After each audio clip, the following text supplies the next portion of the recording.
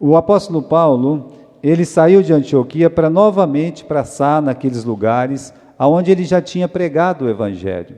E foi quando ele encontrou Timóteo, né? E depois que ele encontrou Timóteo, levou Timóteo e decidiram então continuar o caminho das missões. E o caminho das missões para Paulo era marchar para o norte. Ele falou, bom, eu vou chegar aqui, como você tem aqui no capítulo 16, no versículo 7, né? Versículo 7 não, versículo 6. Eles passaram pela Frígia e pela província da Galácia, mas foram impedidos pelo Espírito Santo de anunciar a palavra na Ásia. Então Deus, ele não permitiu que Paulo, e nem o Silas, e nem o Timóteo fosse para a Ásia. Agora, irmãos, eu lembrei vocês que Deus, ele fez uma grande obra na Ásia, na igreja de Éfeso. Toda a Ásia ouviu a palavra do Evangelho, toda a Ásia, que era um dos lugares mais habitados no mundo antigo. A Bíblia diz que em toda a Ásia o Evangelho foi pregado, mas não dessa vez. Dessa vez, o final do versículo 6, diz que eles foram impedidos pelo Espírito Santo. E depois eles tentaram ir um pouco mais para cima, e novamente no versículo 7, diz que o Espírito Santo impediu e não permitiu que eles ficassem ali na Mísia, ou seja, não adianta, porque esse não é o caminho de Deus, né? Então aqui, olha, pode pular, né? Nem sempre os meus caminhos são os caminhos de Deus para mim. Nós vimos isso a semana passada, nem sempre. Às vezes nós queremos ir para um lado e Deus nos direciona para outro, né? Então o Espírito Santo impediu 2 vezes. Por que que ele fechou a porta? Bom, você pode ter muita resposta. Talvez você já tentou fazer alguma coisa ou ir para algum lugar e Deus te impediu. Mas uma coisa é certa, é porque Ele sempre quer o melhor para você. Mesmo nós temos assim portas fechadas no trabalho muitas vezes. Mas por que que Deus faz isso? Ou por que que Deus abriu justamente aquela porta que eu não achava que aquela é a porta que deveria ser aberta? É porque Deus sabe o que é melhor para nós. E não é só o que é melhor para nós. Tem um outro detalhe que é muito importante. Deus, Ele sempre faz o que dá mais glória para Ele, não para você. O que dá glória para você, tira a glória de Deus. Então, quando Deus ele age, seja para choro, seja para pranto, seja para dor, o que Ele faz é para dar mais glória para Ele. Só que no momento a gente não entende o que está acontecendo. Mas Deus, Ele sempre faz do jeito que Ele tira a glória do homem e Ele que é glorificado. Lá no final, as pessoas dizem, glória a Deus. É para Deus que vai a glória, não vai para o homem. Então aqui Deus está tirando a glória, que seria de Paulo, para quê? Para que ele seja glorificado, né? E como será que Deus impediu, né? Deus não deixou ele ir, pastor, né? Bom, a Bíblia não é clara nesse assunto não, tá? Você pode imaginar que eles sentiram um negócio estranho, né? Alguma coisa interna falou dentro dele, pode ser que isso aconteceu, tá certo? Pode ser que eles ficaram sem dinheiro, e agora, sem dinheiro? É um jeito de Deus fechar a porta, sabia disso? Vamos dizer que você tem uma viagem programada, né? Eu vou lá para os Estados Unidos, eu vou lá para a Europa e coisa e tal. De repente acontece alguma coisa e você tem que usar aquele dinheiro e aí você fica, puxa vida, justamente agora. Mas é um jeito de Deus fazer com que você o glorifique, para que você dê mais glória para Ele. E aí fosse hoje, né? A pessoa está querendo fazer alguma coisa para Deus, vai que quebra o carro, vai que a pessoa fica doente, etc. Bom, alguma coisa vai acontecer. Deus ele vai impedir, porque Ele tem um propósito, tá? Deus sempre tem um propósito quando Ele causa esse impedimento. Mas muito bom, vamos lá. Deus não permitiu, eles vão ficar parados? Não, como eu disse, se Deus fechar uma porta, Ele vai ter que abrir outra. Versículo 9. Paulo teve de noite uma visão, em que se apresentava um homem da Macedônia, que lhe rogava, dizendo, passa a Macedônia e nos ajuda. Aqui sai um pouco da norma, né? Porque Paulo, ele tem uma visão de noite. Eu lembro os irmãos que essa palavra, como ela está no Novo Testamento, tá? No original, ela aparece 12 vezes no Novo Testamento. Só no livro de Atos são 11 vezes, e só uma vez aparece no livro de Mateus. Então, praticamente, todas as vezes que essa visão aparece no Novo Testamento, aparece justamente no livro de Atos. Como é que surge, né? Acontece quando Deus coloca o servo dele numa situação real. A única vez que aparece em Mateus é quando Jesus, ele chamou aquela visão, a descida do Elias, com a descida do Moisés no Monte da Transfiguração, quando os apóstolos tiveram aquela visão da glória de Jesus Cristo, então aquilo foi chamado de visão. Ou seja, Deus colocou o Pedro, o Tiago e o João numa situação real, era real, mas foi chamado de visão, tá? A mesma coisa quando tem a sarça, né? No livro de Atos, quando o Estevão está relatando o que aconteceu com Moisés, ele chama de visão, mas o Moisés, ele viu uma sarça queimando e queimava, mas não destruía a sarça. E foi uma visão daquela sarça ardente. Agora, foi real, ou seja, era uma visão em que o personagem como Moisés, o personagem como Pedro, Tiago e João, eles viveram aquela visão, estavam dentro daquela visão. Isso é uma forma de visão no Novo Testamento. A outra é quando a pessoa perde o sentido. Como perde o sentido, né? É uma espécie de arrebatamento, como aconteceu com com Pedro, né? A visão que ele viu aquele vaso que parecia um lençol descer e cheio daquelas coisas imundas para ele comer, e ele não comeu, depois foi retirado. Mas a Bíblia diz ali que ele caiu fora de si, né? A mesma coisa aconteceu com ele quando aquele anjo livrou ele da cadeia. E as portas foram se abrindo, e aí daqui a pouco a Bíblia diz assim, ele caiu em si, ou seja, ele foi tirado dos seus sentidos, e de repente, ele caiu em si. Isso foi uma outra forma de visão. Agora, o que você tem aqui no versículo 9? Paulo teve de noite uma visão.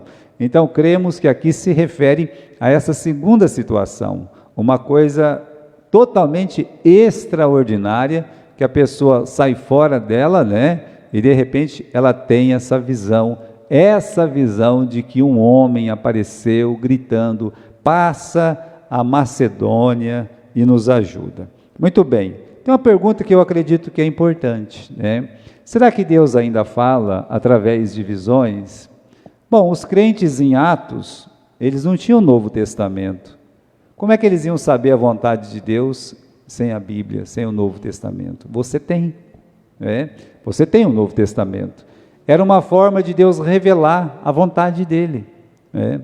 O jeito de Deus revelar a vontade dele, muitas vezes se manifestava através dessas visões. Só que nós temos um versículo lá em Hebreus, gostaria que os irmãos abrissem comigo, em Hebreus no capítulo 1, né? Hebreus capítulo 1, versículo 1, que diz assim, Hebreus capítulo 1, e versículo 1.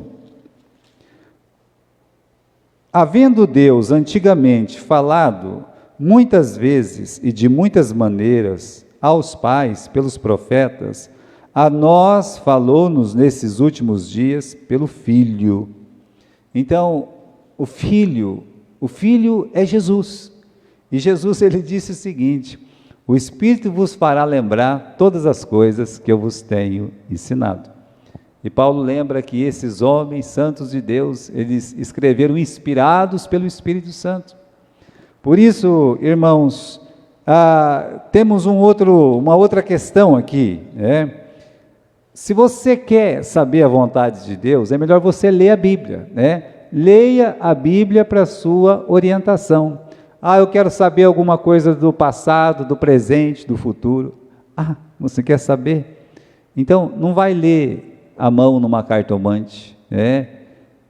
Não vai ler, meus irmãos, sabe, em Cornélio, quando a gente era pequeno, né? Eu não vejo muito aqui em Marília, já vi algumas vezes, mas eu não vi muito, né? Mas parece que antes tinha mais. Aí parava aquele monte de cigano, aquela ciganaiada, e parava assim, né, e ficava lá pelas vilas, e tinha aquela conversa, né, que cigano roubava a criança. Eu não acredito muito nisso, não. Mas aí vinha aquele pessoal, né, de ler a mão e tal, e algumas pessoas procuravam para ler a mão e tal. Você não precisa disso. Você tem a Bíblia, você tem a palavra de Deus.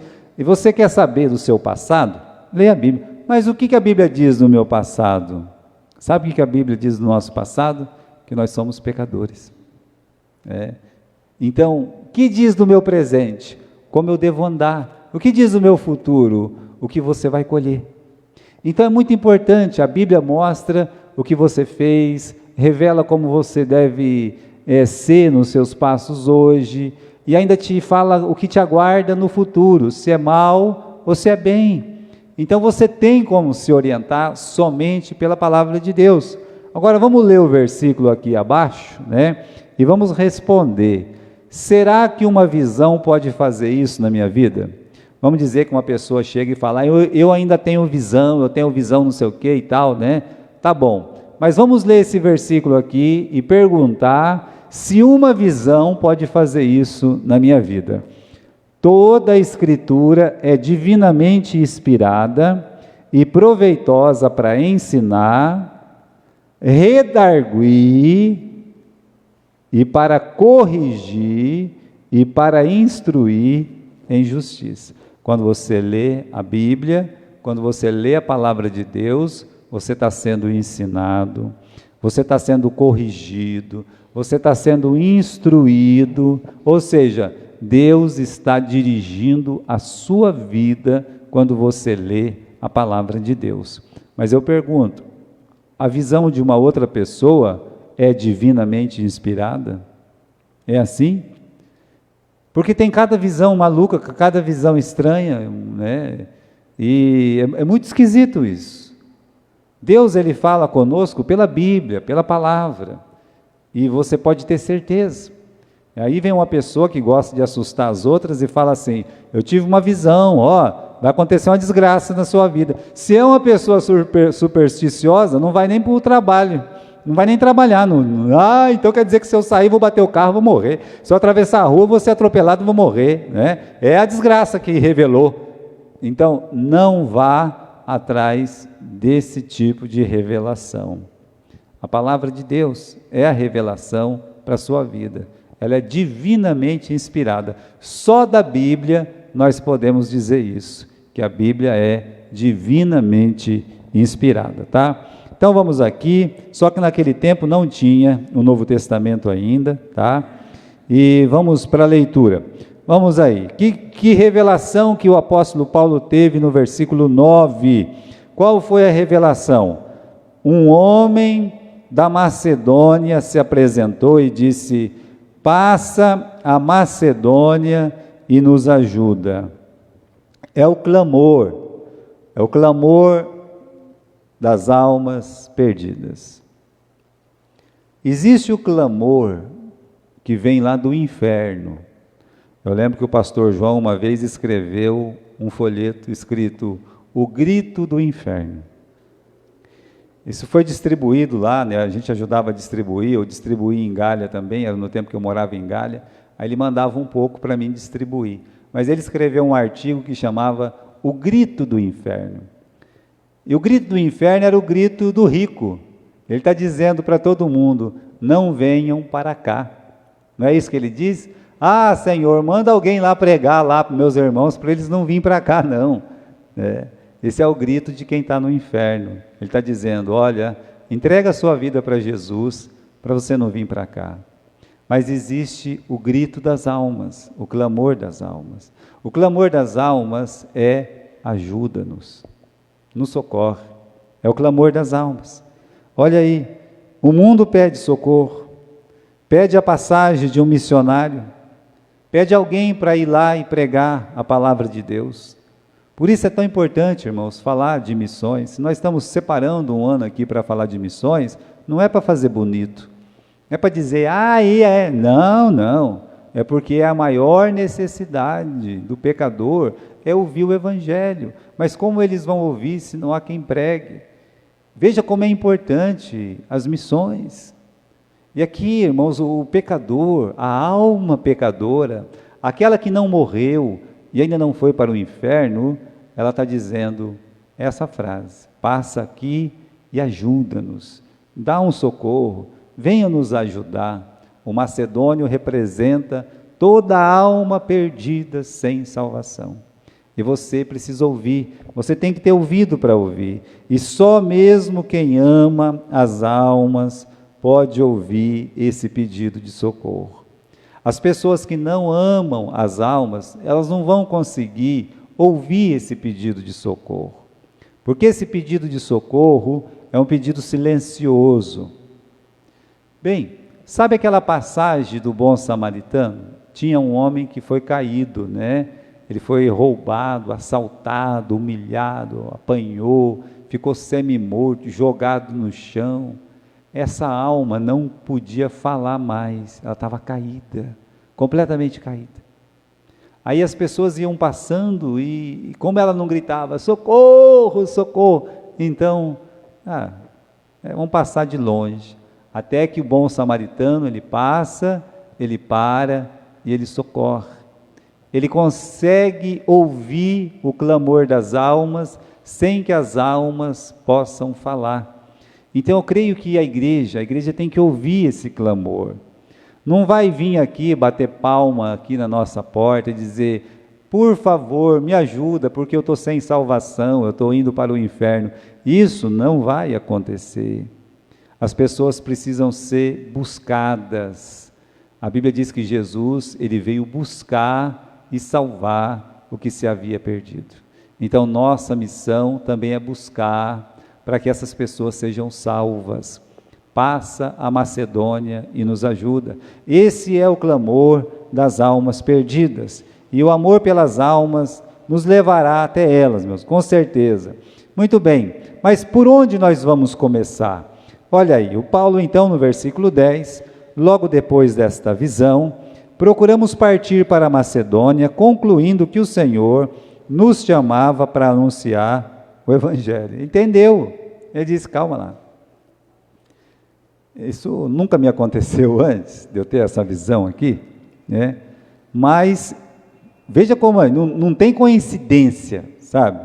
Tem fatos reais. Eu tentei ir para Bitínia, não deu certo, fiquei ali na Mísia, não deu certo, por 2 vezes o Espírito Santo me impediu, e agora eu recebo essa revelação para ir para a Macedônia.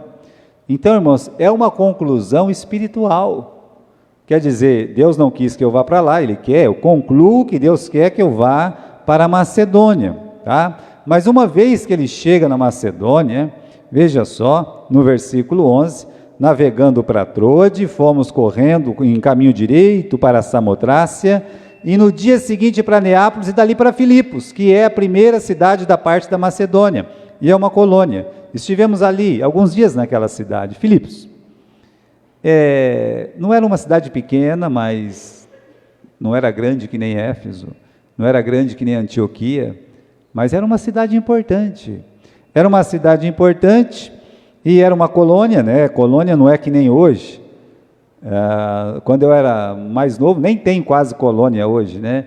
Mas no tempo do seu Alcides tinha muita colônia. Colônia era um agrupamento de 50, 100 casas e pronto, era uma colônia. Só que no Novo Testamento, colônia significa uma cidade bem estruturada, dentro do Império Romano. Então era uma boa cidade, e era a primeira cidade mesmo da Macedônia, ou seja, a primeira cidade europeia, como assim podemos dizer. Versículo 13, e no dia de sábado nós saímos fora das portas, à beira de um rio, onde julgávamos haver um lugar para oração, e assentando falamos às mulheres que ali se ajuntavam. À procura de um lugar para começar. Você lembra que eles sempre começavam indo na sinagoga. Então eles foram lá para a Galácia, e na Galácia, mais perto de Jerusalém, mais perto da Judéia, havia muitos judeus ali, e onde tem muito judeu tem sinagoga. Então Paulo ia direto na sinagoga, porque essa era uma ordem direta de Deus. Primeiro vai pregar para os judeus e depois vai pregar para os gentios. E Paulo sempre cumpriu essa missão. Sempre ele fez isso. Acontece que na cidade de Filipos, tem uma mulher aqui, sabe, uma Lídia, tem uma pessoa que teme a Deus, que é ela, e podia ser que outras pessoas temiam a Deus, só que é o seguinte, não tinha uma sinagoga, E agora, por onde a gente vai começar, se não tem um lugar? Você sabe que isso é complicado. Você quer começar um trabalho numa cidade, e aí você vai para onde? Você vai começar onde? E Deus faz cada coisa. Por quê? Eu me lembro que quando eu cheguei aqui em Marília, logo no começo, a gente estava procurando um lugar, sabe, para começar um novo trabalho. E o lugar que eu queria era lá no Jardim Santa Antonieta. Mas a igreja, uma igreja muito pobre, que era nossa, não tinha nem condição de, Mariazinha, de fazer nada. Não tinha condição de nada. Para chegar do outro lado, para ter gasolina para o outro lado, já era era uma loucura, sabe? Não era fácil, era um tempo difícil. E aí eu conheci o irmão Gilson Yoshida. O irmão Gilson Yoshida, ele construindo um prédio, o prédio chama Paloma, é lá perto do Aquários. Aí ele disse assim, ô pastor, nossa igreja está sem pastor, você não queria pregar lá, a gente vai fazer um churrasco, que vai encher a laje. Então, um dia que enche a laje, os pedreiros fazem um churrasquinho, né, Leandro? É assim, a coisa é desse jeito. E aí, irmãos, eu cheguei lá, a verdade era o seguinte, ninguém queria escutar nada. Eles queriam mesmo comer a carne, tinha umas bebidas que eles tinham comprado lá, sabe? Eu olhei assim, tinha umas latinhas, algumas coisas assim. Mas foi um lugar que Deus abriu a porta, E aí acabou o estudo, a Mariazinha foi junto nesse dia, Coitada da Mariazinha, Só ela de mulher lá, no monte de homem lá, um monte de pedreiro e coisa e tal. Imagine a cena, E eles todos sujos, trabalhando, e eu lá limpinho, só destoando tudo. Só que a palavra foi pregada. E no final, ninguém aceitou Jesus. Só que o irmão levantou e disse, olha, o pastor, ele está precisando de uma casa para fazer o culto. E aí eu fiquei esperando, ninguém levantava a mão, ninguém se manifestava, até que um senhor lá, o Nego, chamava Nego, mais branco que um papel, mas o apelido dele era Nego, Aí ele chegou e disse, se quiser a porta da minha casa está aberta. Falou bem desse jeito para mim, Aí a gente foi lá, Mariazinha? A gente foi lá. Ele nunca assistiu um culto. Ficava na cozinha, pode ser que ele ouviu, de sentar ali e assistir, eu não me lembro. Mas ele tinha uma esposa, a Nair, tinha uma menina lá, não esqueço o nome da menina agora, tinha um menino, começou a vir a vizinha trouxe o marido, que trouxe um monte de criança, que trouxe uma outra vizinha, que trouxe ali o marido dela. Está lembrado disso, Mariazinha? Mas lotava aquela sala lá, mais a Laica, que era a cachorra, que ficava latindo o tempo todo. Olha, Deus abriu uma porta. A pessoa que nos chamou, nunca ouviu. Mas aí, essas pessoas que eu estou falando, dessas pessoas, pelo menos umas 10 entregaram a vida para Jesus lá naquele lugar. Pelo menos umas 10. Então, por onde nós vamos começar? Deus sabe onde é. Aí quando a gente quis sair de lá, porque o pastor Everton assumiu o trabalho, eu já estava orando para Deus abrir uma outra porta. Foi quando o irmão Alexandre, ele conseguiu assim uma porta para a gente, ele abriu uma porta lá em Pompeia. Então, meus irmãos, Deus ele sempre abre uma porta para você começar. E aqui, olha que interessante, no versículo 13, chegou o dia de sábado, dia de pregar a palavra de Deus lá, eles saíram fora das portas, não tinha sinagoga. Se não tinha sinagoga, quer dizer que não tinha 10 judeus devotos. Para ter uma sinagoga, 10 judeus devotos, eles já formam uma sinagoga, mas ali não tinha, No versículo 13, então, saímos fora das portas para a beira de um rio, onde julgávamos haver um lugar para oração. Já que a gente não tem igreja, não tem templo, não tem sinagoga, não tem casa aberta, vão lá para fora. Aí algumas mulheres se reuniam para orar. Olha que interessante. Essas mulheres, elas se reuniam à beira do rio, e o apóstolo Paulo chegou lá, junto com Silas, junto com Timóteo, e começou a falar de Jesus. Começou a pregar o evangelho. No versículo 14, e uma certa mulher, chamada Lídia, vendedora de púrpura da cidade de Tiatira, que servia a Deus, ela nos ouvia. Então, meus irmãos, primeiro, que sempre vai ter um lugar para você ir, sempre uma porta vai se abrir para você, sempre. Você não duvide disso. Se o dia que você quiser abrir um novo trabalho, Deus ele vai abrir uma porta. Esteja na tua igreja, esteja com a bênção da tua igreja, você vai abrir um trabalho, Deus vai te abençoar. Agora, temos uma mulher chamada Lídia aqui. Ela não é conhecida por ser rica não, tá? Como alguns dizem, mas ela é conhecida por ser uma mulher de negócios, influentes, né? Vendia púrpura, que é a matéria-prima da roupa dos soberanos, dos afortunados. Sabe aquele rico que foi para o inferno? Ele se vestia de púrpura. Os reis, no tempo de Daniel, eles se vestiam de púrpura. Então, os afortunados, os soberanos, eles vestiam esse tipo de roupa, né? Então, podemos dizer, os clientes dela, sim, eram todas pessoas ricas e influentes. Agora, repare bem, o lugar que ela buscava e servia ao Senhor, à beira do rio, fora da cidade. Paulo foi lá porque já tinha um estudo de oração lá, já tinha um lugar de oração.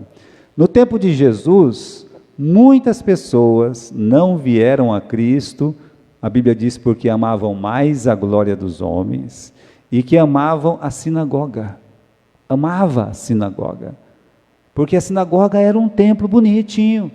Até hoje, se você for numa sinagoga, você vai se surpreender, lá dentro é bonito, eu já entrei, é legal. Então as pessoas se impressionam, chegam numa cidade, vê aquela torre, sabe, vê aquele prédio suntuoso, atrai as pessoas. E aí então ela não está preocupada com isso não, né? Você não precisa de um palácio para aprender a Bíblia, basta um lugar limpo, basta um lugar tranquilo, e você vai poder ouvir o Evangelho em paz, em paz. Então essa mulher aqui, meus irmãos, primeiro, né, ela tinha uma boa posição na sociedade, de influência, né, mas o lugar que ela buscava e servia a Deus era aí, na beira desse rio, tá bom? E ela não foi presunçosa, ela foi uma pessoa humilde. Veja aqui no versículo 14, diz que ela já servia ao Senhor. Os fariseus também serviam ao Senhor, mas quando Jesus falava para os fariseus, eles diziam assim para Jesus: nós não precisamos de ouvi-lo não, nós já somos filhos de Abraão, nós já temos pai, um pai aí que é Abraão, nós não precisamos de ninguém não. Pois bem, eu acredito que porque ela já servia ao Senhor, ela tinha uma influência judaica, algum judeu, né, algum israelita, ou alguém que ouviu a palavra de Deus dos israelitas, influenciou ela para que ela pudesse servir a Deus desse jeito. Então ela já servia a Deus, tá? E muitos pensam que por servir a Deus de algum jeito, já são perfeitos adoradores, não é verdade, né?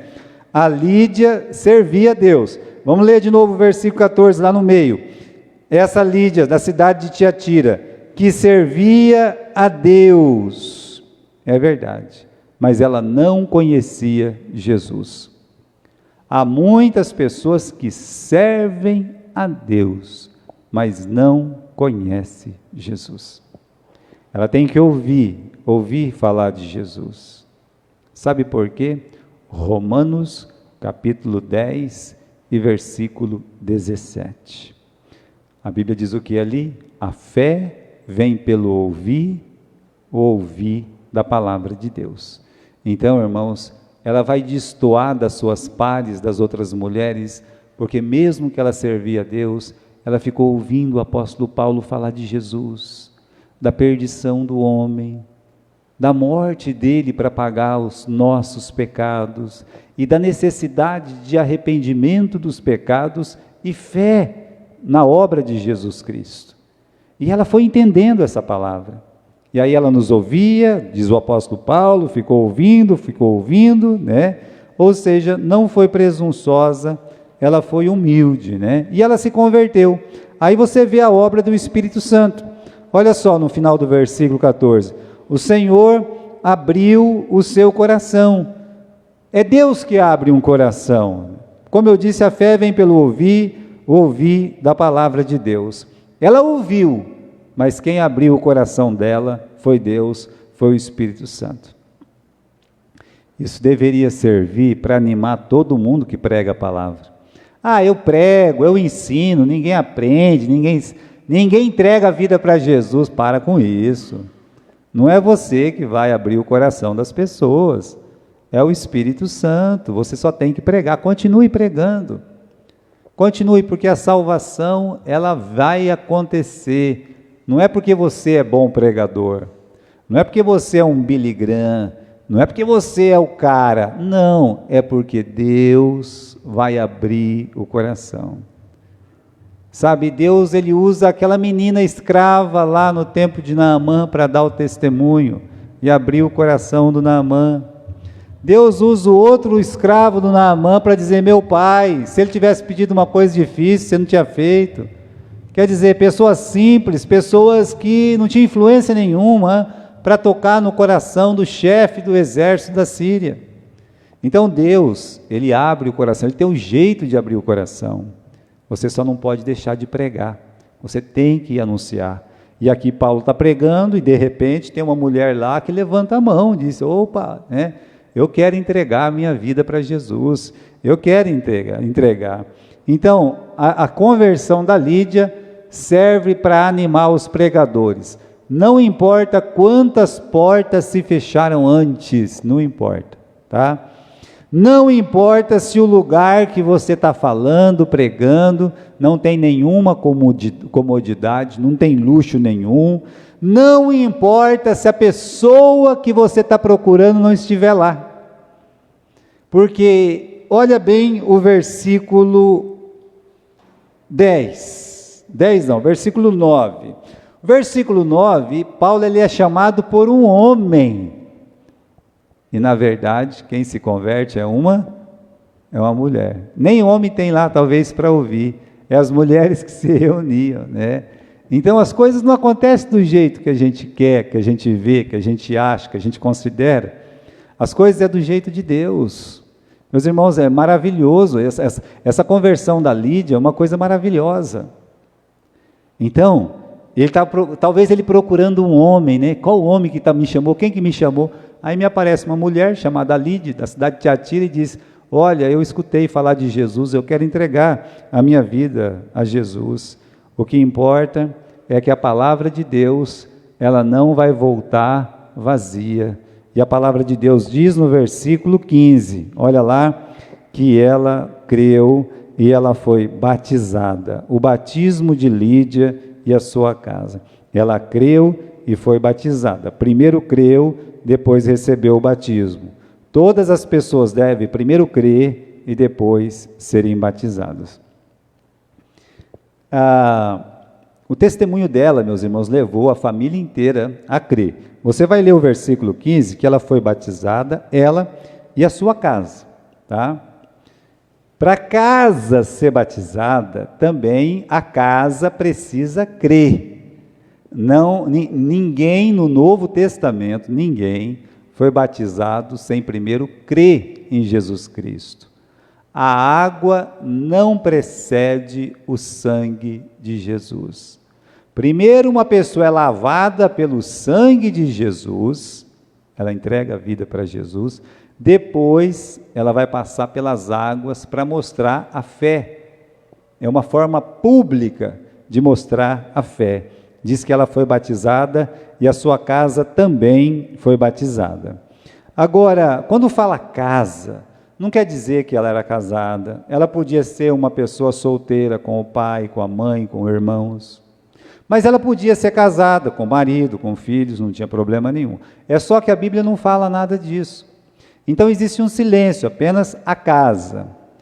Como a casa de Cornélio, que a casa de Cornélio não era só o Cornélio, tinha o Cornélio, tinha a esposa, tinha os filhos, né? Tinha um monte de empregado. Naquele tempo a casa se referia praticamente a um pequeno clã, sabe? Eram muitas pessoas vivendo naquele casarão. E era assim antigamente, né? No tempo de Jesus as coisas funcionavam assim. Agora, meus irmãos, aqui tem uma referência ao pedobatismo. O que é pedo? Por isso que um médico, quando ele se forma, se ele quiser cuidar de criança, né, medicar a criança, ele tem que fazer o quê? Ele tem que ser um pediatra. Olha a palavra, pediatra é o médico que cuida de criança, correto?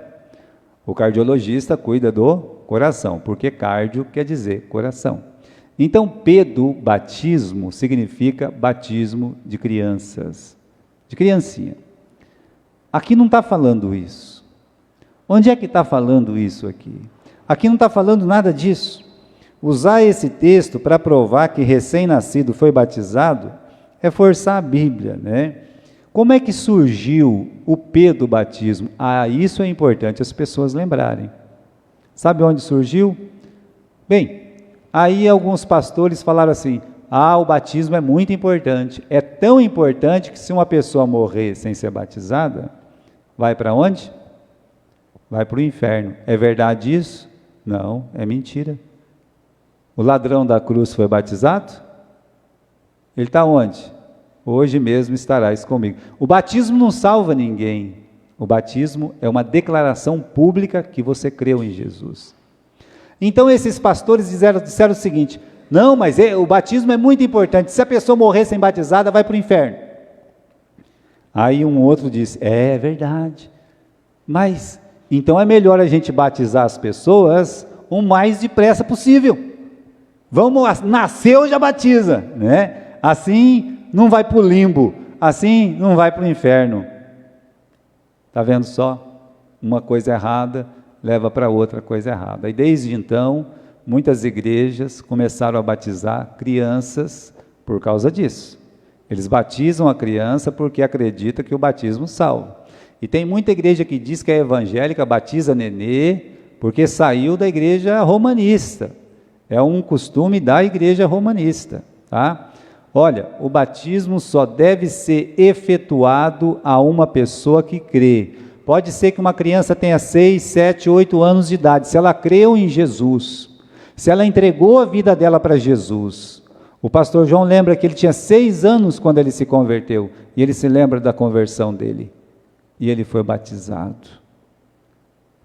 Então uma pessoa ela pode ser batizada se ela crê em Jesus Cristo como o único e suficiente Salvador. Você já creu, não foi batizado?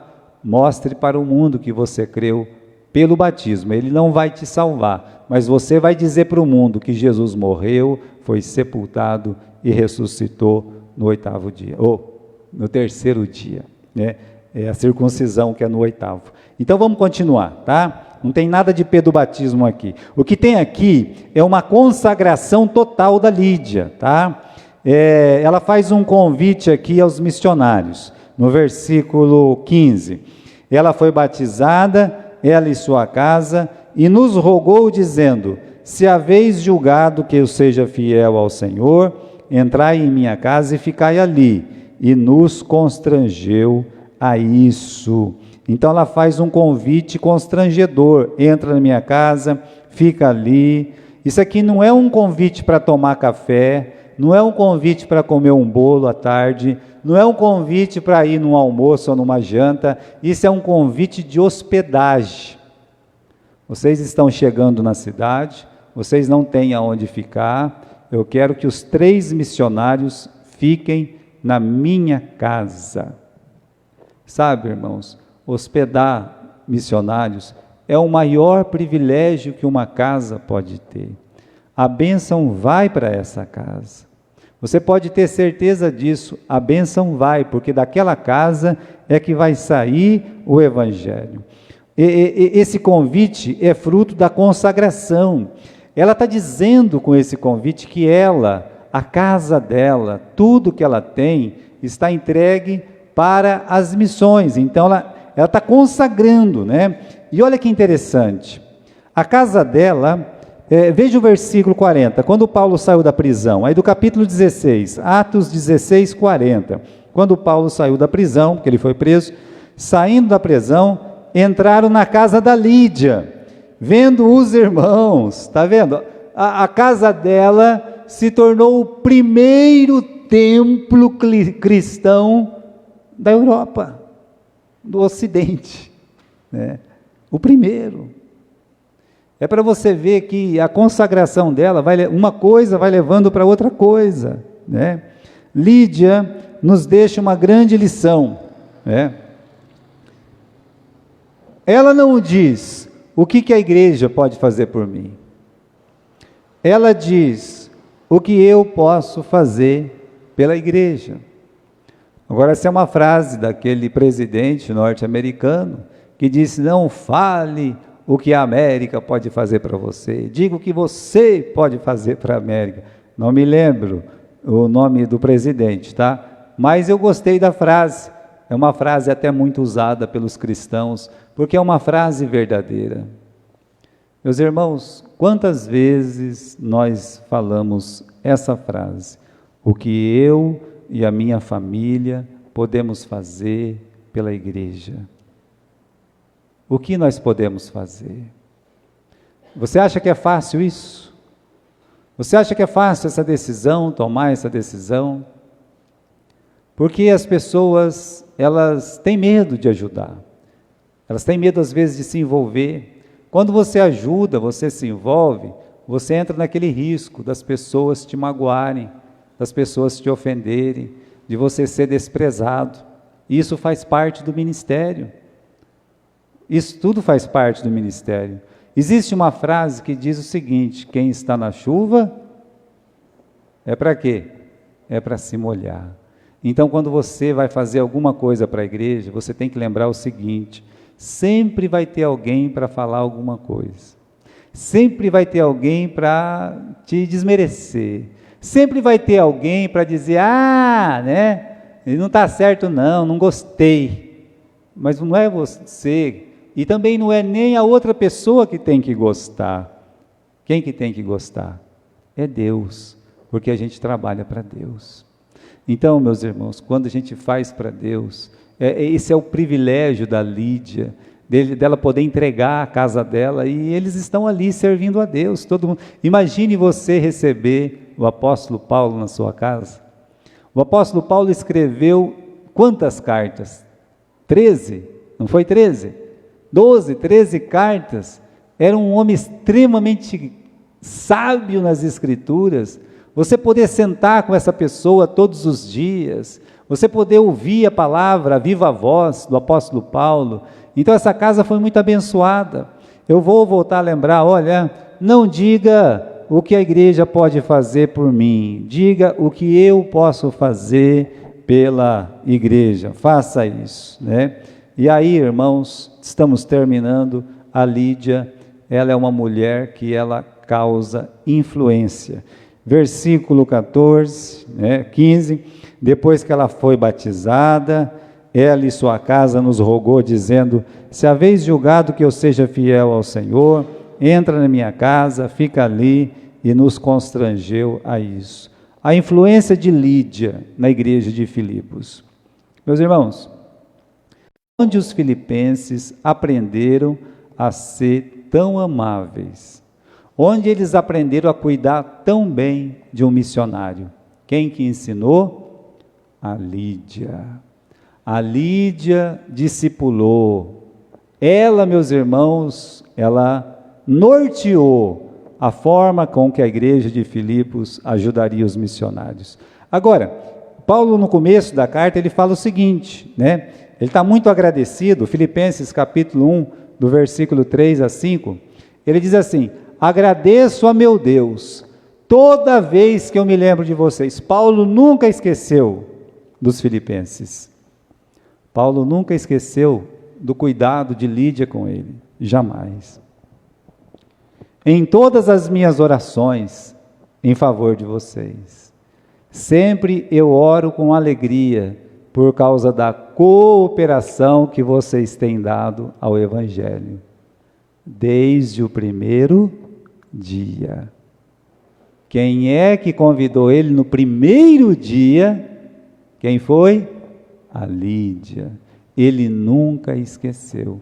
Ele está dizendo aqui, olha, da vossa cooperação que vocês têm dado ao Evangelho. Não era uma ajuda a Paulo, era uma ajuda, era uma cooperação ao Evangelho. É por isso, irmãos, uma coisa que eu acho muito interessante quando eu leio as cartas do Paulo, e especialmente no livro de Filipenses, sabe o que é?